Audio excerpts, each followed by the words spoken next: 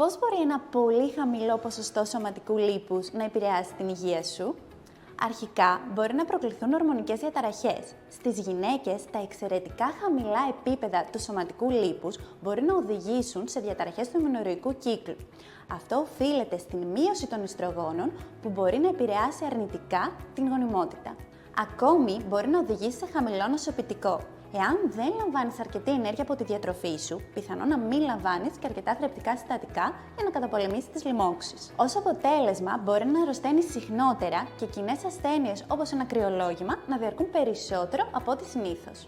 Το χαμηλό ποσοστό σωματικού λίπους συνδέεται επίσης και με τη μειωμένη οστική πυκνότητα, αυξάνοντας έτσι τον κίνδυνο οστεοπόρωσης και καταγμάτων.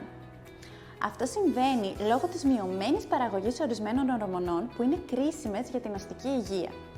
Τέλος, ίσως έχεις παρατηρήσει ότι κρυώνεις πιο εύκολα. Αυτό συμβαίνει διότι το σωματικό λίπος λειτουργεί σαν φυσική μόνωση που βοηθά στη διατήρηση της θερμότητας του σώματος.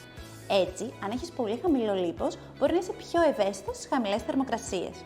Είναι σημαντικό να διατηρήσεις ένα υγιές ποσοστό σωματικού λίπους για την ομαλή λειτουργία του οργανισμού σου. Κάλεσέ μας για να σχεδιάσουμε μαζί το πλάνο που θα σε βοηθήσει να πετύχεις τους στόχους σου.